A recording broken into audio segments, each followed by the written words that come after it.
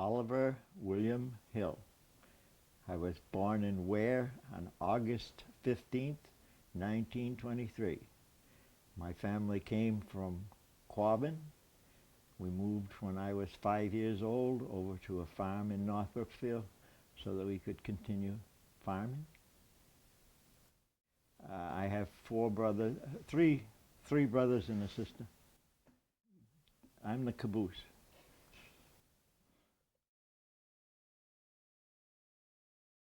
It was a typical farm. I had my chores to do, and we had 200 acres there, and we produced milk, so it was always something to do. Milk or firewood or something, always something to do on the farm. Well, we were one of the first classes to be allowed to go on a field trip or class trip to Washington, D.C., and we had to raise money. Every one of us had to raise up $1,000 so that we could go. And we went on a tour bus, and we were gone for 8 or 10 days, I forget just which. And we had a nice time in Washington. I don't know what else. I graduated from North Brookfield High School, and then I took a year's work of shop at Worcester Boys Trade School. Now, if you graduated from high school, you didn't have to go to academics at Worcester Boys Trade School. So all I had to do there was go to shop. So I was shop all the time while everybody else was in school. Well, most everybody was in school. And while I was there, I had my driver's license, and I got selected to go out on jobs. We did a lot of jobs for the boys club and stuff. They had a pond out in Camp Wind in the Pines in Spencer, and we went out there and built the dining room for them and so on and so forth.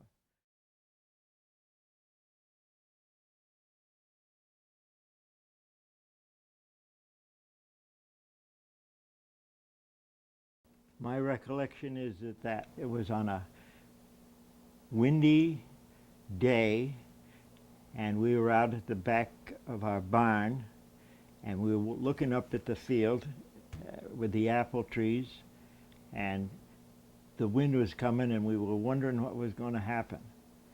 The barn that we were in was full of hay, so that didn't have any problems there. But anyway, as the storm went by, I said, gee, we better go check the chickens, which was on the other end of the barn. And I went out there, and the chicken house was turned upside down. So anyway, we had one little one that was just knocked off its foundation, and we corralled the chickens into that, and we got them in there. And I looked up in time to see we had the farm that we bought it had a small house for the hired man and a barn for it up there, which we used to keep the machinery up there. And I looked up in time to see the barn go down just like somebody stepping on a cardboard box. And there was flood time. There was flood, a lot of water around. What I remember mostly, we had it with machinery, so there was no livestock in it, except that down in the cellar, the cellar was down here, and the first floor was like this, come out this. Well, this went down like this, as it went into the cellar hole. And there was a sow. We had a big old sow that we had raised pigs on. And she just made her a nice little lean-to there. And she stayed there. She was there for a couple of weeks. We fed her, but we couldn't get to her because there was so much debris in front of her. So I remember that, most of that.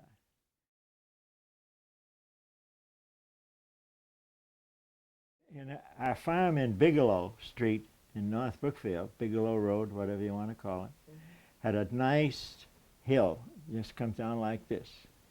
And one winter there, I think we had everybody in North Brookfield down there, skiing and sledding and everything else, and they had a ball. And then that winter, it went down across the road and then down into the neighbor's lot, which was his meadow. And it flooded and it froze. So they had a skating rink down there, make enough room for 5 skating rinks. And everybody come down there and had a ball. And I remember one of my classmates came down there. We were playing pickup hockey, and he had a pair of clamp-on skates, just like the rest of us. But somehow his feet went out from one, and he went down and hit his back of his head on the ice. And he had 2 of the most beautiful black eyes you ever saw. And that's what I remember mostly about that. But we had everybody come down. We had a nice time. And you know, right up here at the junction of Route 67 and 9, this is what it looked like before, right there. He used to be a fellow by the name of Jimmy, and he had a lunch there, and he had a gas station there, and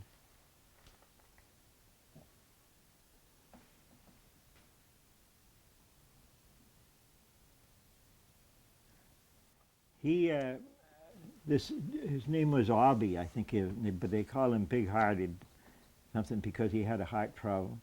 But anyway, he took and had all the kids used to go down there, had a little ice cream bar, and he had it fixed so they could, a jukebox so they could dance and stuff. And he had it all, not dining room, but, well, I guess you call it the dining room, but where they danced anyway, was all finished off in 100-year-old barn boards. Beautiful. He did a job. And the kids used to come. He says, as long as you kids behave yourself, you can come down here and have a good time. And we used to go down there, school kids and everything, come from North Brookfield down. I used to ride my bicycle down here from North Brookfield down to go.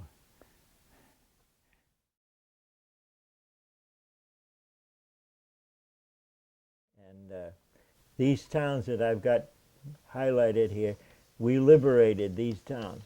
Forbach was the big city at that time. So our Spichern, right here.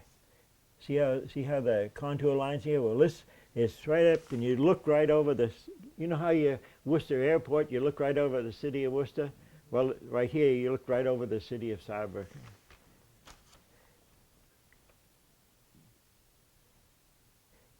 We took Saarbrücken, but when we got down there, they had blasted the bridge out. So we had to wait for the engineers to put up a pontoon bridge so that we could walk across. So we walked across, and the Siegfried line, or the Maginot, which Siegfried is the German line, and the Maginot is the French. And I walked into the pillboxes there, and those pillboxes had 8-foot thick concrete walls, ceiling and everything.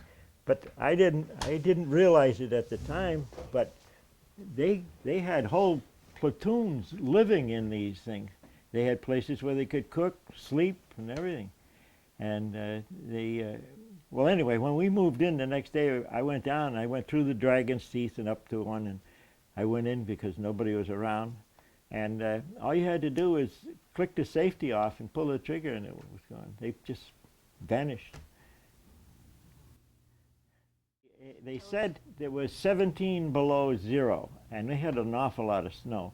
And then at one time we were in an old German army camp, and they had vacated, so there was one building there, a big building that was like a big hotel. We could put 2 battalions in it, so we stayed there for a while. And then when we was out in these other places, around the town in these small villages, when I went over for this year, we stayed in hotels. But when we were over there, we would find a house that was in pretty good shape, and we'd requisition it. And then the company would furnish us with food and stuff. But I mean, that was, at least we'd be in out of we always had to have something warm because there wasn't any heat. My biggest surprise there was I went in and there was this nice, cute little stove, and I saw these briquettes. They call them briquettes. And so I put one in one time and started it up. And it worked pretty good, gave out good heat and everything. And the next day I went looking, and I looked, where the heck are the ashes? And all there was a pile of sand in there, because they'd taken the coal gas and mixed it up with the sand and compressed it into bricks.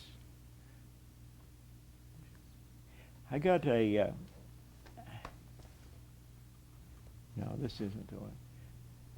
Did you see a picture of the strip coal mine?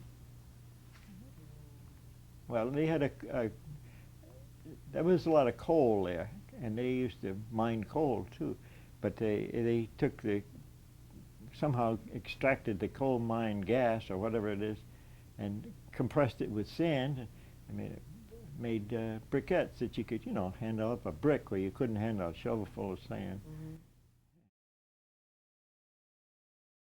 Had a barrel on it 16 feet long, and we could fire accurately at 20 miles. Okay?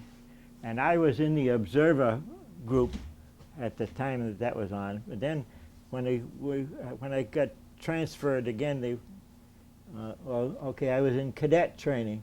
That's up to Washington State College in Pullman, Washington.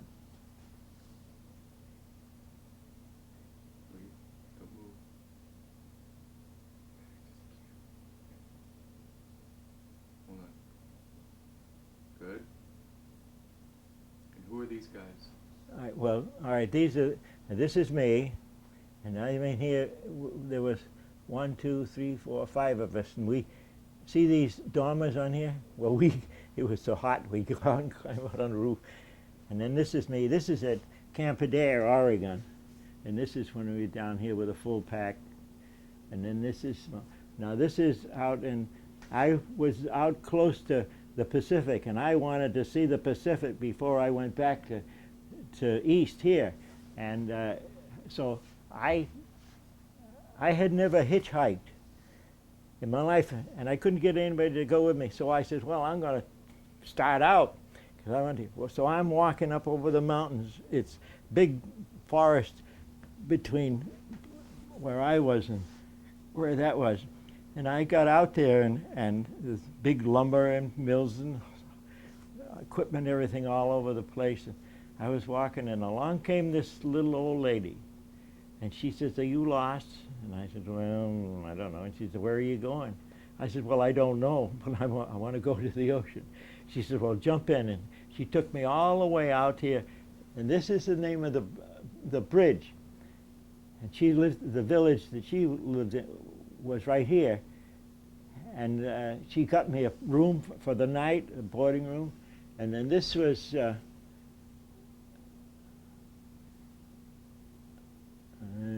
think this was down below here. But the next morning I was up just walking all by myself, and I was out here in the middle of the bridge, and up in the middle of the bridge up there's a construction shack, and I was looking at it. And I saw this car out of the corner of my eye drive by, went over the end of the bridge and turned around and come back, and then turned around here, and I said, uh-oh, they think I'm going to jump. And anyway, they stopped, and it was this family here, this man and his wife and she had 2 or 3 kids with her, right here, this one family here. This is the Aquinema Bridge over Newport Harbor in Oregon. Mr. and Mrs. Gerard and their home. This is their home. They took me to their home, and they put me up for everything, food. And finally, they came down the next day and says, "We're going horseback riding. Would you like to come with us?" So they took. So I said, "Well, sure." I hadn't.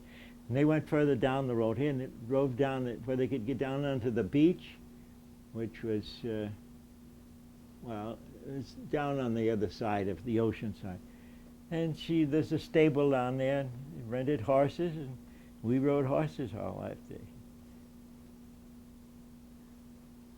And then this is this is the Portland City of Roses. Oh, that's looking down over the City of Roses. That's Portland.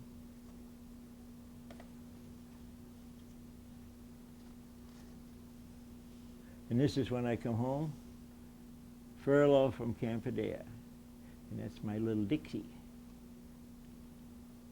dog. And, all right, now this is my buddy.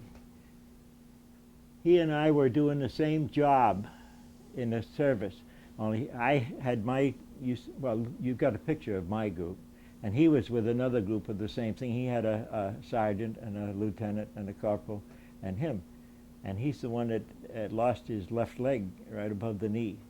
He was in, I think it was probably around Fourback, and there's a tower in Fourback, and they used to call it, well, what did they call it? Well, anyway, he was up there, and they got surrounded by the Germans, and they wanted some support, and they tried to call back, and we fired. He called fire directly on himself and the gang there, but they did. Anyway, the concussion knocked him out, and then he came to, and his leg was his foot was getting full of blood, and along come a German soldier and put a tourniquet on it with a belt, and he put it on so tight that the belt buckle broke. So anyway, then he rolled over somewhere. Well, anyway, make a long story short, he likes to razz me about his $41,000 prosthesis that I paid for.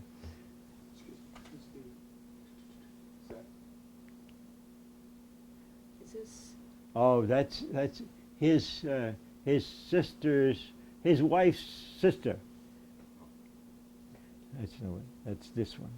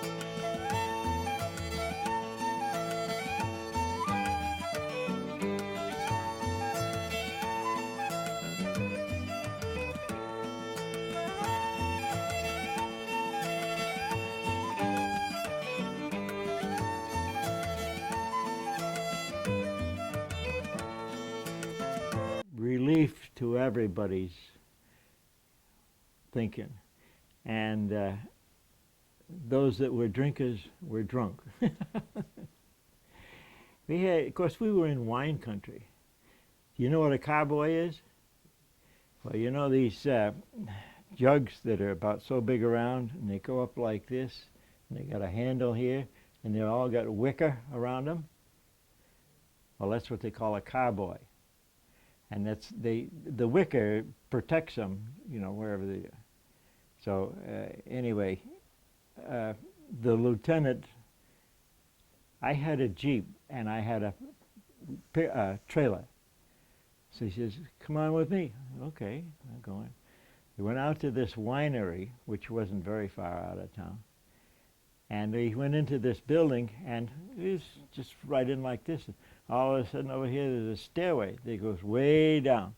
And down in the bottom there was a huge cask that was probably 20 feet high and 10, 12 feet in diameter, And the boss came in, and he took the spigot and opened up the spigot on the bottom of it.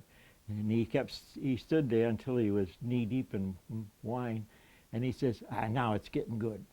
But he says, hey, you don't want this. This is no good, So then when he got down there, he shut it off, and he gave us 4 carboys, and we filled up 4 carboys. And I'm telling you, went back to the outfit, and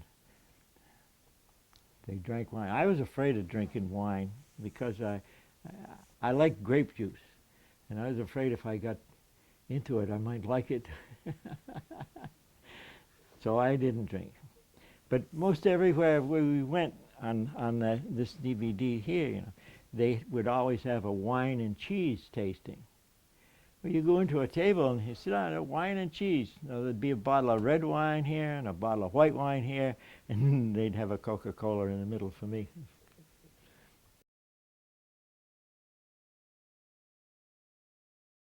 Well, I was working for Bean and Petrie, which was had a shop in what is now the post office in West Brookfield, in the Masonic Hall.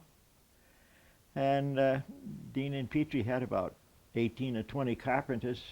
And at that time, when I got out of the service, there was no mill work available. So I got a job working in the shop with Elwin Plouffe, and we made all the mill work. Every day or every night, the fellows that were out on the job would come in with a wish list, and we would get it, make up what they want so that they could take it on the job the next day. It was very interesting. Got to do a lot of work around town. Went into a lot of houses. We did a lot of cabinet work and stuff. And I was working up on way up Ragged Hill for the Bob Niels's family. I built the what they call the mansion up there. Are you familiar with that up there? And then later on, when work got slow, I was never out of work for very long because I could do most anything and everything, and I went from job to job. And I went to work looking for a job, and there was one advertised in Wilbraham at the Art Cement Products Company, which at that time was a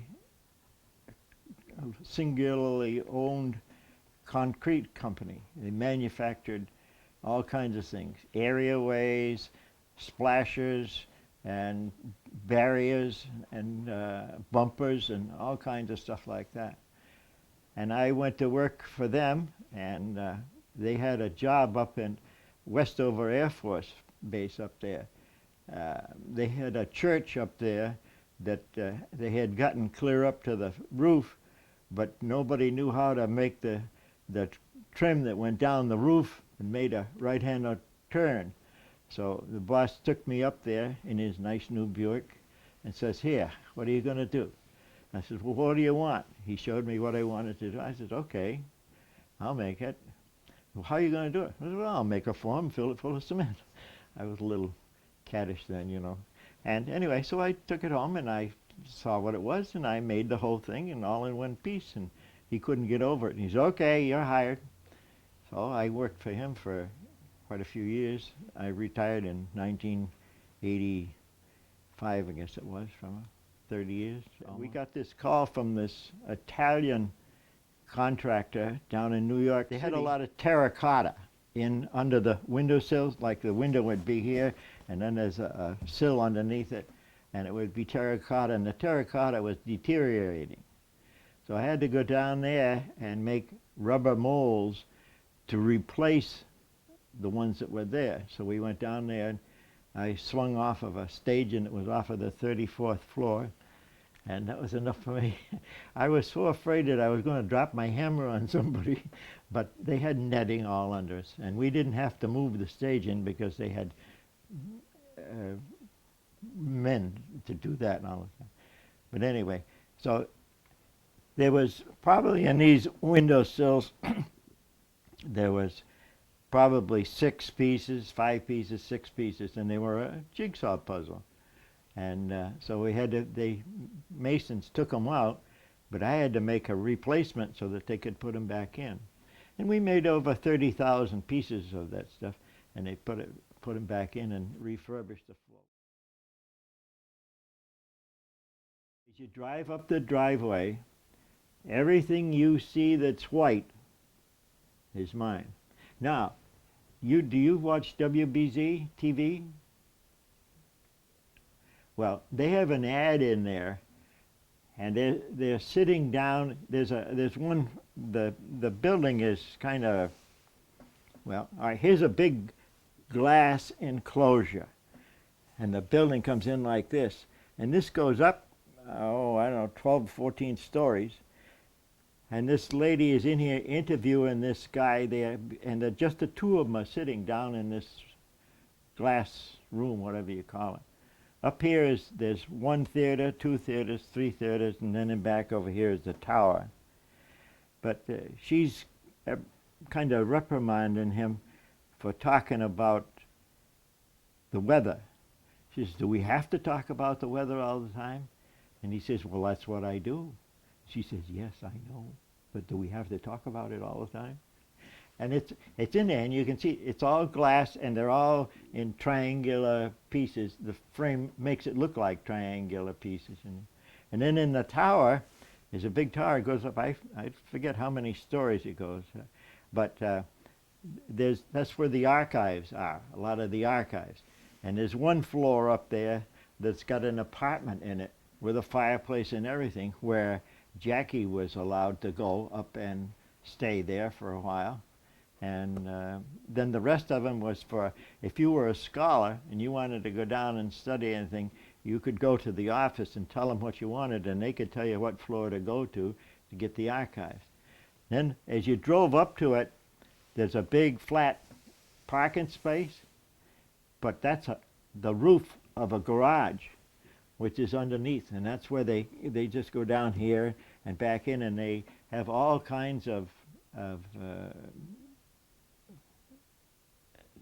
displays. And every time they want to change a display, they can just go down and take one room, take it out, and put it in, or take the other one out and bring it back. And that's where they store a lot of their archives down there. But that's the big stuff, like, you know, his rocker and all his stuff. It's in there. And then his boat, the glass was like this, and his boat, sailboat, was out here on a cement, I don't know, bunker, whatever you want to call it. It was there permanent. And then around, as you go from here, you could go around the building and go up here, and these are all steps. Jackie wanted all this side of this here planted with seagrass, or what, I don't know whether that's the proper name or not, but grass that grows by the ocean. And then there's bollards. You know what bollards are? Well, if you had a boat and you had a pintle sticking up through it like this, and you wanted to put your rope around it to anchor, well, that's a bollard. But then they had some round lights. There's a whole string of lights, and they're probably 12 inches in diameter, and they've got a light all encased in them and everything, and they're all white. So everything that's white is what I was involved with.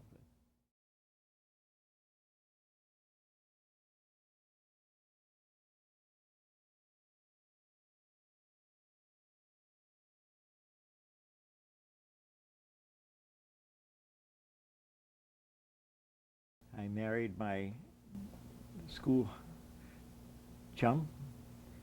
Her name was Gertrude Jaquith. She came from Warren, and she was living in North Brookfield at that time because the hurricane came down and had a big pine tree go through the roof of the house, so they couldn't live there anymore. So they came up to North Brookfield and lived up there. And she and her father was an officer in the North Brookfield Grange, and he got us to join, and we did, and we had a lot of fun. And I have 3 daughters. I have twins, Martha and Patricia, and a third girl whose name is Deborah. And I have 9 grandchildren and 1 great-grandchildren due the 20th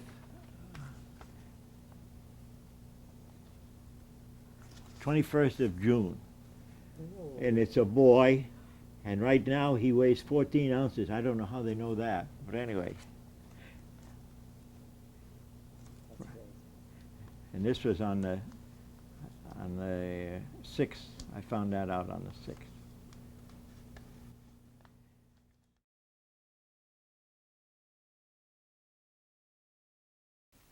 Back then, there weren't any apartments available. They just were, and there was all the rationing and everything, you know. And you had a book of stamps, and one stamp, an A stamp was good for 3 gallons of gas, and so on. Well, I couldn't get an apartment up there until, excuse me, 2 weeks before we was married, and finally, there's 2 of them came to me and offered me an apartment. So I kind of took this one because the other one was in the center, and I didn't want to go up into the center of town. And it was a 2-story, 2-tenement house on Winter Street. And as you come out of the driveway went down like this to Winter Street. And they had snow like we got this year. And I was always stuck at the bottom of the hill. And so it was, and it was cold. There was no, I was burning a barrel of oil a week in a Coleman range with a two double burner ring asbestos wicks, you know. And it was just cold, no heat. And we had supposedly had a room that was ours up on the 3rd floor. Well, I went up there once, and the lace curtains were blowing in the breeze, and I hurriedly made my retreat. But it was a nice apartment, but had a 2-car garage. But it was kind of an expensive winter. But anyway, we survived. Well, if you can visualize, as you go out, as you look at my foundation is cement blocks. And the water came up to the line at the bottom of the top block. In other words, the house was 8 inches above water line. Everything else is water all around